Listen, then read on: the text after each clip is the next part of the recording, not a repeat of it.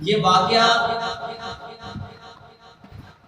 ہونے سے پہلے ہی ابھی حضرت امام حسین علیہ مقام رضی اللہ تعالی عنہ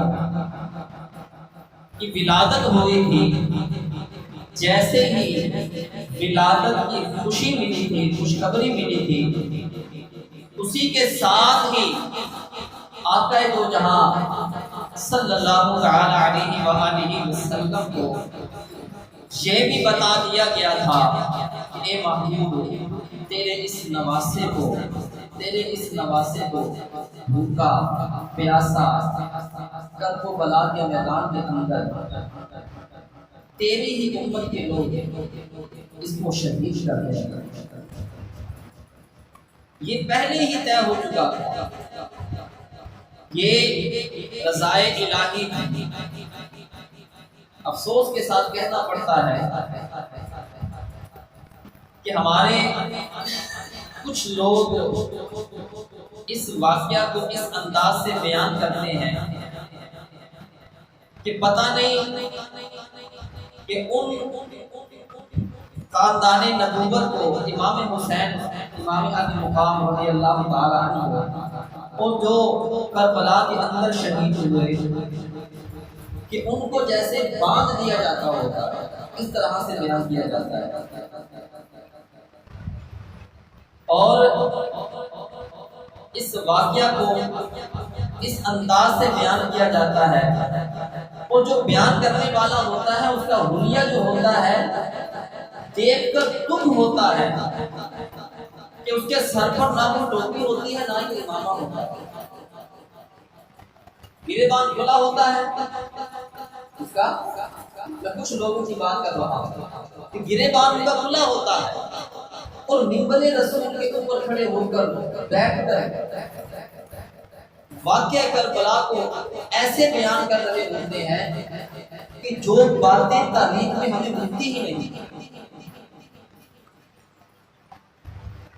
80% سے زیادہ جھوٹ پر مبنی واقعات بیان کیے جاتے ہیں، جھوٹ پر مبنی ہوتے ہیں۔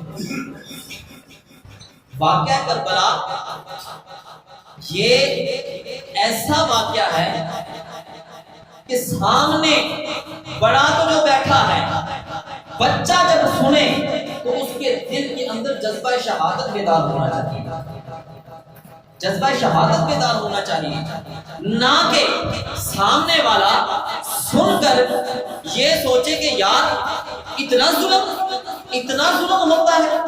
نہیں میرے بھائی، واقعہ کربلا ہمارے لیے بہت زیادہ سبق رکھتا ہے۔ ہم نے اس واقعہ کے اندر سے سبق حاصل کرنا ہے، کیونکہ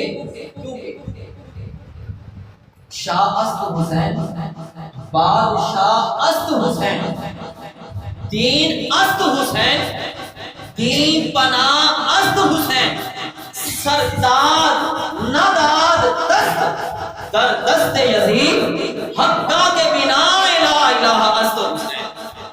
کیا مطلب کہ یہ واقعہ حق و باطل کا واقعہ تھا۔ امام حسین علی مقام یہ کوئی تخت و تاج کا مسئلہ نہیں تھا۔ ہاں یزید تخت کے اوپر بیٹھا ہوا تھا، لیکن امام حسین رضی اللہ تعالی عنہ کو اس تخت سے کوئی غرض نہیں تھی، کیونکہ تاج سکندری پر وہ تھوکتے نہیں، تاج سکندری پر وہ تھوکتے نہیں۔ بستر لگا ہے جن کا آقا دیکھتا کہ جن لوگوں نے دامن مصطفیٰ سے لپٹا جو بھی یگانہ ہو گیا، ارے جس کے حضور ہو گئے اس کا زمانہ ہو گیا۔ اور قتل حسین اصل میں مرگ یزید ہے، اسلام زندہ ہوتا ہے ہر کربلا کے بعد۔ امام حسین علیہ مقام رضی اللہ تعالی عنہ آپ کی جرأت و بہادری کی مثال نہیں ملتی، آپ کی سخاوت کی مثال نہیں ملتی، اور بزرگ فرماتے ہیں کہ تھیوری دیکھنی ہو تو قرآن کو دیکھو، تھیوری دیکھنی ہو تو قرآن کو دیکھ لو، پریکٹیکل دیکھنا ہو تو علی کو دیکھ لو، فاطمہ کو دیکھ لو، حسن و حسین کو دیکھ لو۔ انہوں نے پریکٹیکل کر کے دکھایا ہے. اور قربان جاؤں حضرت علی رضی اللہ تعالی عنہ پر، بی بی فاطمہ الزہرا سلام اللہ علیہا پر، اور آقا علیہ السلام پر قربان جاؤں کہ آپ نے حسن و حسین کی تربیت ہی ایسی کی، ان کو زندگی کے اندر پریکٹیکل کروا دیا تھا. کیونکہ ان کو پتا تھا کہ میرا یہ نواسا، مولا علی کو پتا تھا، بی بی فاطمہ کو پتا تھا کہ یہ میرا لخت جگر کربلا کے میدان کے اندر بھوکا پیاسا اللہ کی راہ میں اپنا سر تن سے جدا کروائے گا. ان کو پریکٹیکل کروا دیا گیا تھا. بھوک اور پیاس کا مسئلہ ہی نہیں تھا، بھوک اور پیاس کا تو مسئلہ ہی نہیں تھا. تو مرتبہ حضرت امام حسن اور امام حسین رضی اللہ تعالی عنہ بیمار ہو جاتے ہیں، اور مولا علی اور بی بی فاطمہ الزہرا رضی اللہ تعالی عنہا آپ منت مانگتی ہیں کہ ہمارے بچے ٹھیک ہو جائیں تو ہم 3 روزے رکھیں گے. 3 روزے رکھیں گے. آج کل تو ہماری منتیں جو سی ہوتی ہیں وہ ایسی ہوتی ہیں کہ ہمارا یہ کام ہو جائے تو ہم جو ہے کیا ہی دیتا ہوں کہ ہم ماتم کریں گے. یہاں تک کی منتیں مانگی جاتی ہیں. ساتھ یہ بھی کہہ دیتے ہیں کہ ہم اس کو امام حسین کا فقیر بنا دیں. اگر ہمیں اولاد ہو گئی، اللہ ہمیں بیٹا دے دے تو ہم اس کو امام حسین کا فقیر بنا دیں گے. یہ جاہلانہ منتیں ہیں. یہ شریعت میں ایسی منتوں کی اجازت نہیں ہے. یار منت ماننی ہے، ماننی ہوتی تو بی بی فاطمہ الزہرا نے ایسی منت مانگ لی تھی.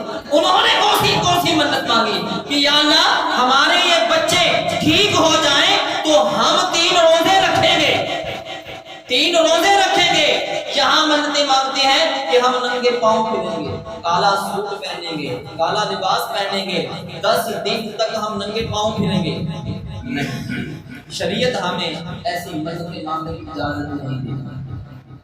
منت مانگنی ہے کہ یا اللہ اگر ہمارا یہ کام ہو جائے تو ہم اتنے نوافل ادا کریں گے، ہم اتنے روزے رکھیں گے، ہم اتنے قرآن پڑھیں گے، ہم اتنے سپارے پڑھیں گے، ہم نوافلوں کی کثرت کریں گے. ایسی منتیں نہیں ہم مانگتے ہیں تو ہم اتنی دیگیں اتار دیں گے. میں دیگیں اتارنے کا منکر نہیں ہوں، میں پہلے بھی عرض کر چکا اس بات کو.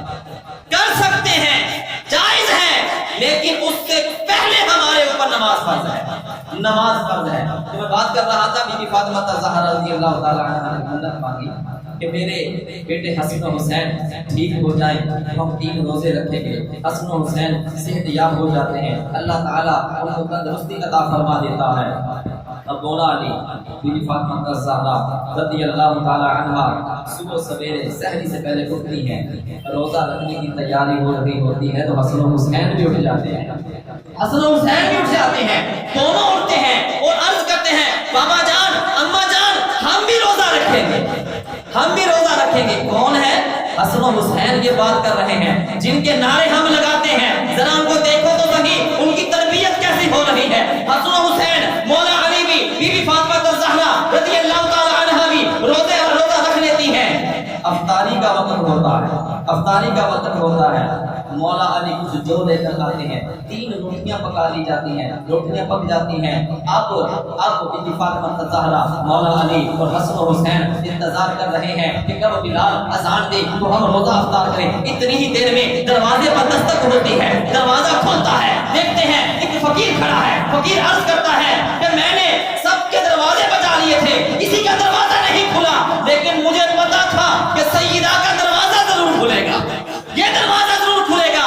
یہاں سے کوئی بھی خالی ہاتھ نہیں جاتا، کوئی بھی خالی ہاتھ نہیں جاتا. وہ فقیر کہتا ہے میں یتیم ہوں، میں مسکین ہوں، بھوکا ہوں، پیاسا ہوں، اگر روٹی مل جائے تو میری بھوک مل جائے گی. حسن و حسین اٹھتے ہیں، 3 روٹیاں اٹھاتے ہیں، فقیر کو دے دیتے ہیں.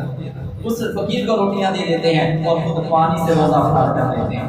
خود پانی سے روزہ افطار کر لیتے ہیں. اگلا دن شروع ہوتا ہے، سحری کر لیتے ہیں. پھر افطاری کا وقت آتا ہے. افطاری کے لیے اسی انداز سے مولا علی کچھ جو لے کر آتے ہیں، 3 روٹیاں بنا لیتے ہیں. جیسے ہی روٹیاں پکتی ہیں، افطاری کا وقت ہوتا ہے، دروازے پر دستک شروع ہو جاتی ہے.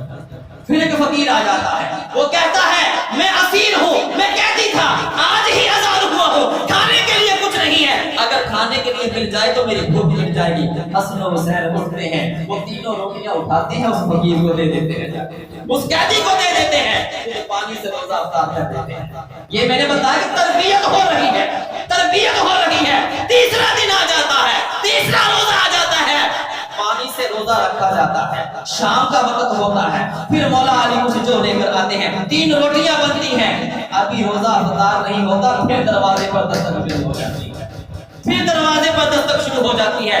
تیسرا دن ہے، پانی سے روزہ رکھا جا رہا ہے، پانی سے ہی افطاری ہو رہی ہے، دستک ہوتی ہے، فقیر دروازے پر ہے، بلکہ میں یہ کہتا ہوں کہ حسن و حسین انتظار ہی کر رہے تھے کہ ہاں آج پھر کوئی نہ کوئی فقیر آ جائے گا، آج پھر کوئی نہ کوئی فقیر آئے گا۔ اتنے میں ہی دستک ہوتی ہے، فقیر دروازے پر آتا ہے، حسن و حسین روٹیاں اٹھاتے ہیں، جا کر فقیر کو دے دیتے ہیں، جا کر فقیر کو دے دیتے ہیں، خود پانی سے روزہ افطار کرتے ہیں۔ بعد میں آقا کے پاس مولا علی، بی بی فاطمہ الزہرا رضی اللہ تعالی عنہا اور حسن و حسین آقا کی بارگاہ میں حاضر ہوتے ہیں۔ آقا کے چہرے پر ایک مسکراہٹ ہوتی ہے، شہزادوں کو دیکھ کر، بیٹی کو دیکھ کر، مولا علی کو دیکھ کر مسکرا رہے ہیں، خوش ہو رہے ہیں، وجہ پوچھتے ہیں آقا کیوں مسکرا رہے ہیں؟ آقا فرماتے ہیں میں تمہارے چہروں کو دیکھ کر مسکرا رہا ہوں کہ کیونکہ تمہاری اس ادا سے اللہ بھی راضی ہو چکا ہے، محبوب خدا بھی راضی ہو چکا ہے، کہ اللہ کو بھی تمہاری ادا بڑی پسند آئی ہے اور محبوب خدا کو بھی تمہاری ادا بڑی پسند آئی ہے۔ کیا پتہ چلتا ہے؟ پتہ چلتا ہے کہ حسن و حسین کی تربیت ہی ایسی ہوئی تھی، یہ پریکٹیکل کروا دیا گیا تھا کہ کربلا کے میدان کے اندر اگر 3 دن تمہیں پیاسا رہنا پڑ جائے تو یزیدیوں کے آگے جھکنا نہیں ہے، یزیدیوں کے آگے جھکنا نہیں ہے۔ لوگ کہتے ہیں کہ پانی کی بات ہے، پانی کی بات ہے، میں کہتا ہوں کون کہتا ہے کہ پانی کو ترستے رہے حسین؟ کون کہتا ہے کہ پانی کو ترستے رہے حسین؟ ان کے ہونٹوں کو ترستا رہا پیاسا پانی، ارے ان کے ہونٹوں کو ترستا رہا پیاسا پانی۔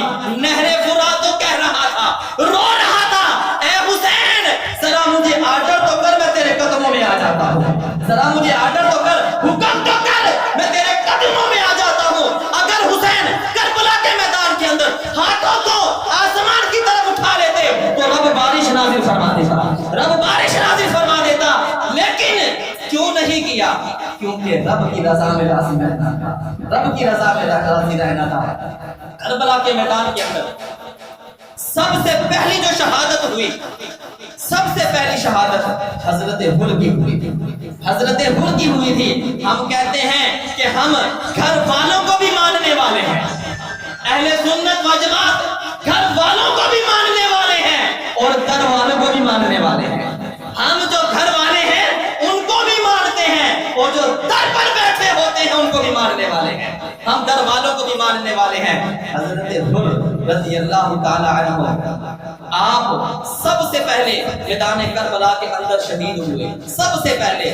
آپ اہل بیت سے نہیں تھے، اہل بیت سے نہیں تھے، لیکن قربان جاؤں حر تیری قسمت پر، قربان جاؤں حر تیری قسمت پر کہ تو آج بھی مولا حسین کے قدموں میں دفن ہے، آج بھی وہ حر مولا حسین کے قدموں میں دفن ہے۔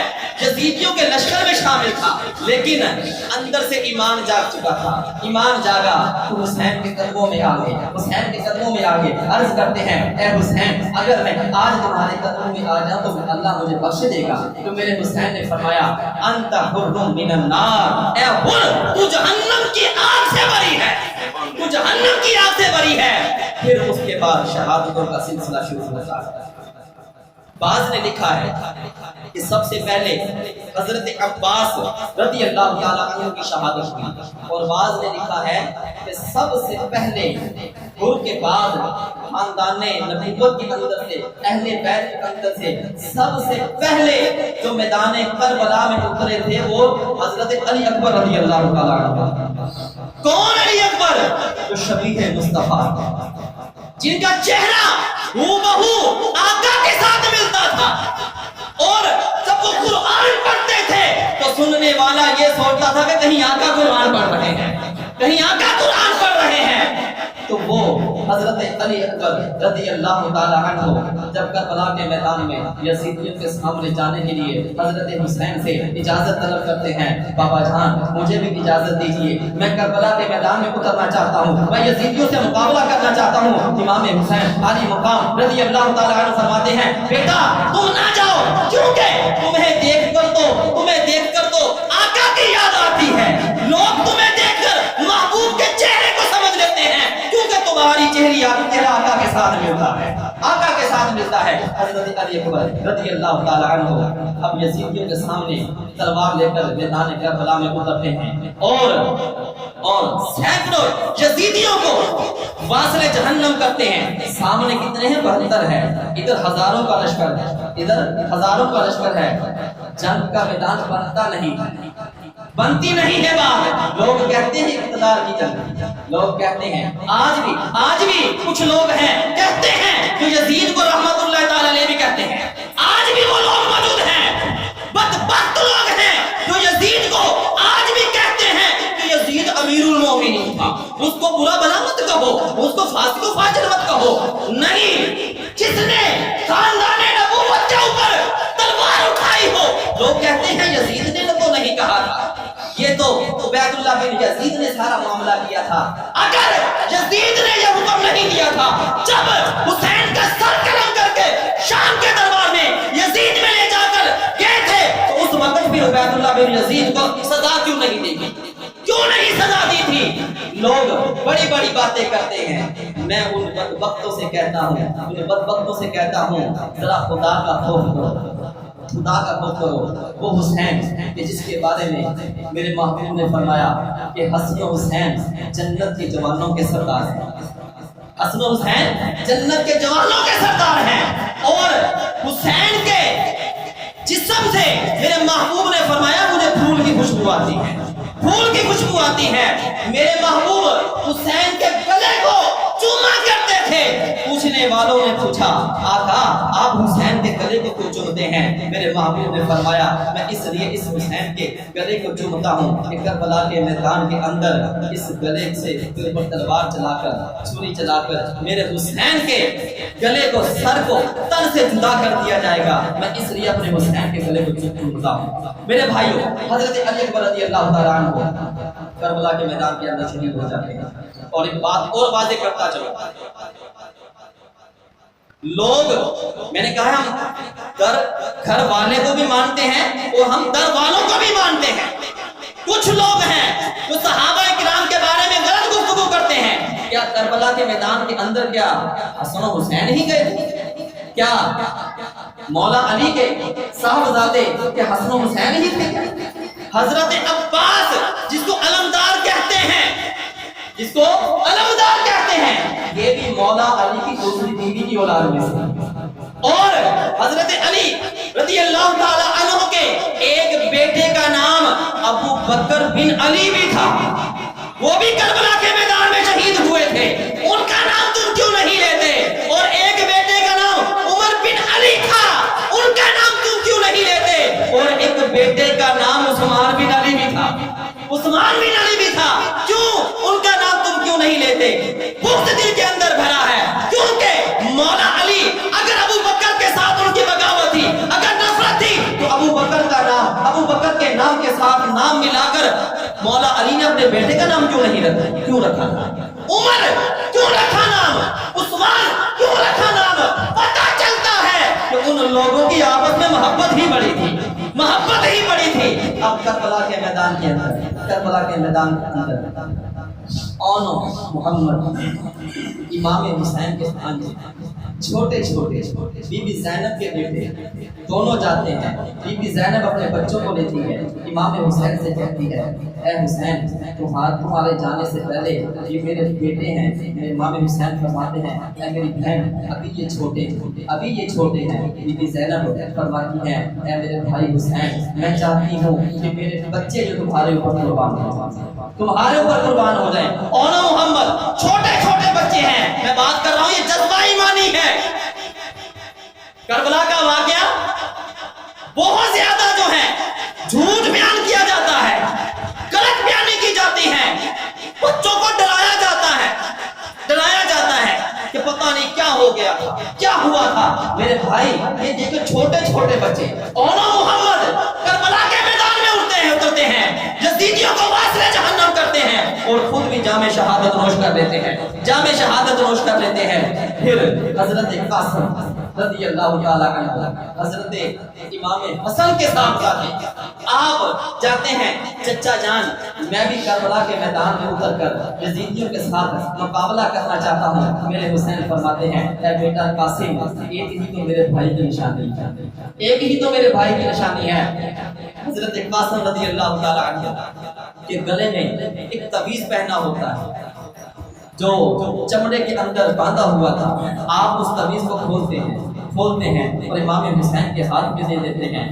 حضرت قاسم عرض کرتے ہیں چچا جان میرے والد محترم نے بتایا تھا کربلا کے میدان کے اندر آپ کو بے سر و سامانی کی حالت میں شہید کیا جائے گا. اگر میرا بھائی تمہیں یزیدیوں کے ساتھ مقابلہ نہ کرنے دے تو میرا یہ رکا جو ہے وہ تمہارے گلے میں تعویذ بنا کر ڈال رہا ہوں, یہ میرے بھائی کے ہاتھ میں دے دینا, یہ میرے بھائی کے ہاتھ میں دے دینا. حضرت امام حسین رضی اللہ تعالیٰ عنہ اس پرچی کو کھولتے ہیں, اس کے اوپر کیا لکھا ہوتا ہے؟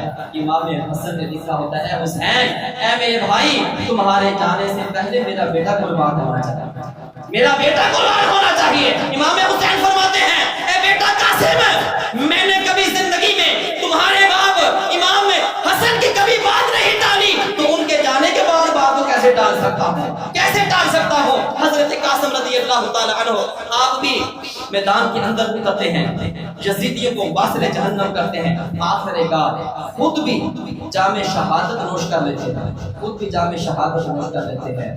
پھر ایک رات آتی ہے جس کو ہم نویں محرم کہتے ہیں, 9 محرم کی رات آتی ہے. جب 10 محرم کا دن آتا ہے, امام حسین رضی اللہ تعالیٰ عنہ آپ کربلا کے میدان کے اندر اترنے سے پہلے بیویوں سے خطبہ دیتے ہیں, بات کرتے ہیں. اب میں میدان میں اترنے لگا, مجھے پتا ہے کہ میرے ساتھ کیا ہونا ہے, مجھے پتا ہے میرے ساتھ کیا ہونا ہے. اب میں کربلا کے میدان کے اندر اترنے لگا ہوں, میں خود بھی رب کے حوالے اور تم بھی رب کے حوالے, تم بھی رب کے حوالے ہو. اگر میں شہید ہو جاؤں تو کسی نے بھی اپنے کپڑوں کو نہیں پھاڑے, اپنے جسم کو نہیں پھاڑے, اپنے منہ پر تھپڑ نہیں مارنے, ماتم نہیں کرنا, نوحہ کھانی نہیں کرنی, اس کی رضا میں راضی رہنا ہے. لیکن امام حسین کی شہادت سے پہلے ایک ننھا علی اصغر 6 ماہ کا بچہ جب امام حسین اس کو بھی کربلا کے میدان کے اندر لے کر نکلتے ہیں, حرمت تیر چلاتا ہے. تیر علی اصغر ننھے اصغر 6 ماہ کا بچہ حلق کو چیرتا ہوا امام حسین کے بازو میں بے بس ہو جاتا ہے. خون نکلتا ہے, زمین پر خون نہیں گرتا, آسمان کی طرف خون کو اچھالتے ہیں, آسمان خون کو قبول نہیں کرتا. امام حسین علی اصغر کے خون کو چہرے پر مل لیتے ہیں اور رب کی بارگاہ میں عرض کرتے ہیں مالک میں نے اولا محمد قربان کر دیے, میں نے علی اکبر قربان کر دیا, میں نے قاسم قربان کر دیا, یہ علی اصغر 6 ماہ کا قربان کر دیا. اے مالک تو آپ بھی ہمارے اوپر راضی ہے یا نہیں راضی؟ تیری رضا میں ہم راضی ہیں. اب امام حسین یزیدیوں کے مقابلے میں اترتے ہیں, یزیدیوں کے مقابلے میں اترتے ہیں, ذوالفقار حیدری ہاتھ میں پکڑتے ہیں, سر پر امامہ رسول باندھتے ہیں اور ضلع جو ہے حضرت امیر حمزہ کی باندھتے ہیں. کربلا کے میدان میں جاتے ہیں, آپ پہلے خطبہ فرماتے ہیں, یزیدیوں سے کہتے ہیں میں امام حجت کے لیے تم سے بات کرنے لگا ہوں, بتاؤ کہ میں وہ حسین نہیں ہوں کہ جو اپنے نانا کے کندھوں کے اوپر سوار ہوا تھا. کیا میں وہ حسین نہیں کہ جس کو تمہارے نبی میرے نانا نے اپنی زبان چکوائی تھی؟ میں وہ حسین نہیں کہ جس کے بارے میں میرے محبوب نے فرمایا تھا کہ لہو کلامی جسم کا جسمی, کہ حسین کا گوشت میرا گوشت ہے, حسین کا جسم میرا جسم ہے. کیا میں وہ حسین نہیں کہ جس کے بارے میں اللہ کے محبوب نے فرمایا تھا کہ مجھے ان کے اندر سے جنت کی خوشبو آتی ہے؟ کیا میں وہ حسین نہیں کہ جس کے بارے میں میرے محبوب نے فرمایا تھا کہ حسن و حسین جنتی جوانوں کے شہزادے ہیں؟ سامنے سے یزیدی کہتے ہیں اے حسین تم موت سے ڈر رہے ہو، تم موت سے ڈر رہے ہو۔ حضرت حسین رضی اللہ تعالی عنہ فرماتے ہیں میں نے تمہارے سامنے اس لیے یہ بات رکھی تھی کہ بروز محشر کہیں تم رب کے سامنے یہ مت کہنا کہ حسین نے تو ہمیں سمجھایا ہی نہیں تھا، حسین نے تو ہمیں سمجھایا ہی نہیں تھا۔ حضرت حسین رضی اللہ تعالی عنہ آپ یزیدیوں کو واصل جہنم کرتے جا رہے ہیں، یزیدیوں کو واصل جہنم کرتے جا رہے ہیں۔ اندر سے ایک آواز آتی ہے کہ یہ علی کا لال ہے، یہ علی کا لال ہے، فاطمہ کا لگتے جگر ہے، اگر ایک ایک کر کے اس کے سامنے گیا تو یہ سب کو قتل کر دے گا، ختم کر دے گا۔ جن کی ڈیوٹی تیروں پر لگائی تھی یک لخت حسین کے اوپر تبھی تیروں کی بارش کر دو، ورنہ ایک بھی یزیدی نہیں بچے گا، ہم میں سے ایک بھی نہیں بچے گا۔ یک لخت حضرت حسین رضی اللہ تعالی عنہ کے اوپر تیروں کی بارش ہوتی ہے، تیروں کی بارش ہوتی ہے۔ ایک حسین ہزاروں تیر برستے ہیں، آخر کار حسین اپنے گھوڑے سے زمین پر تشریف لے آتے ہیں، زمین پر تشریف لے آتے ہیں۔ شمر آتا امام حسین کے سینے پر بیٹھتا ہے۔ میرے حسین فرماتے ہیں کہ اے یزیدی اپنے چہرے سے نقاب اٹھا، کیونکہ میرے نانا نے فرمایا تھا اے حسین میں نے یہ خواب دیکھا ہے کہ ایک چت کبرا کتا میری آل کے خون میں منہ مار رہا تھا۔ ایک چت کبرا کتا جب دیکھتے ہیں اس کے چہرے سے نقاب کو اتارتے ہیں تو اس کا چہرہ جو چت کبرا ہوتا ہے، چت کبرا ہوتا ہے۔ امام حسین کا جب شہادت کا مقام قریب آتا ہے آپ کا سر سجدے میں ہوتا ہے، سر سجدے میں ہوتا ہے اور آپ کا سر قلم کر دیا جاتا ہے۔ یزیدیوں نے امام حسین کے سر مبارک کو نیزے کی نوک پر رکھا اور آسمان کی طرف کیا اور خوشی منا رہے ہیں۔ تقدیر ان کے اوپر ہنس رہی تھی، تقدیر ان کے اوپر ہنس رہی تھی۔ اے یزیدیوں تم سوچتے ہو کہ میرے حسین کے سر کو تم نے نیچا کر دیا ہے، آج بھی دیکھو میرے حسین کا سر تم سے اوپر ہے، آج بھی دیکھو میرے حسین کا سر تم سے اوپر ہے۔ دیکھو میرا حسین آج بھی نیزے کی نوک پر قرآن پڑھ رہا ہے، نیزے کی نوک پر قرآن پڑھ رہا ہے۔ میرے حسین کا خون، میرے حسین کا خون ہمیں پکار رہا ہے۔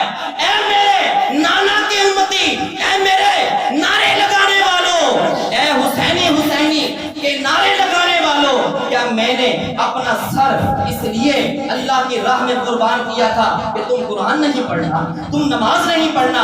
نہیں، میں نے تو اپنا سر اس لیے رب کی راہ میں قربان کر دیا تھا کہ تاکہ میرے محبوب کا دین جو ہے باقی رہ جائے، کیونکہ شاہ است حسین، بادشاہ است حسین، دین است حسین، دین بنا است حسین، سرداد نداد دست در دست یزید، حقا کے بنا الہ الہ است حسین۔ اور قتل حسین اصل میں مرگ یزید ہے، اسلام زندہ ہوتا ہے ہر کربلا کے بعد۔ میرے بھائیوں حسین کا خون ہمیں پکار رہا ہے کہ جتنا بھی کڑا وقت آ جائے، جتنا بھی مشکل وقت آ جائے، قرآن نہیں چھوڑنا، نماز نہیں چھوڑنا۔ میرے محبوب نے فرمایا اپنی اولادوں کو 3 خصلتیں سکھاؤ، ان کے اندر 3 عادتوں کو کوٹ کوٹ کے بھرو۔ سب سے پہلی کیا ہے؟ اپنے نبی کی محبت، اپنے نبی کی محبت جو ہے اپنی اولادوں کو سکھاؤ۔ اب بچوں کے اندر تو آقا کی محبت تب ہی ڈلے گی جب ہمارے دل کے اندر دوسری محبت ہوگی، جب ہمارے دل کے اندر ہی نہیں ہوگی تو پھر ہم کیسے اپنے بچوں کو بتا سکیں گے؟ اور دوسری، میرے محبوب نے فرمایا تھا کہ میری آل کی محبت، میری اہل بیت کی محبت، اور تیسری میرے محبوب نے فرمایا تھا قرآن کی محبت اپنے۔ اور بزرگ فرماتے ہیں میرے محبوب کے جو فرامین ہے نا کہ اپنی اولادوں کو اپنے نبی کی محبت اور اہل بیت کی محبت اور قرآن کی محبت، یہ تینوں چیزیں جس کے پاس ہے اس کے پاس ایمان ہے۔ اس کے اندر سے ایک بھی چیز آپ کے پاس نہیں ہے تو آپ کا ایمان کامل نہیں ہے۔ میرے بھائی حضرت حسین رضی اللہ تعالی عنہ آپ نے کربلا کے میدان کے اندر ہمارے لیے جو سبق دیا ہے، یا ایھا الذین آمنوا استعینوا بالصبر والصلاۃ، ان اللہ مع الصابرین، رب کا قرآن فرماتا ہے کہ اے ایمان والو مدد حاصل کرو صبر سے اور نماز سے، بے شک صبر کرنے والوں کے ساتھ اللہ تعالی ہے۔ ولا تقولوا لمن يقتل فی سبیل اللہ اموات، اور جو اللہ کی راہ میں قتل کر دیے جاتے ہیں ان کو مردہ مت کہو، وہ زندہ ہیں، تمہیں ان کی زندگیوں کا شعور نہیں ہے۔ میرے بھائیوں، اس واقعہ سے سبق حاصل کرتے ہوئے ہم نے ایک کام تو یہ کرنا ہے کہ اپنے گھر والوں کو پردے کا سبق دینا ہے، پردے کا سبق دینا ہے، اور دوسرا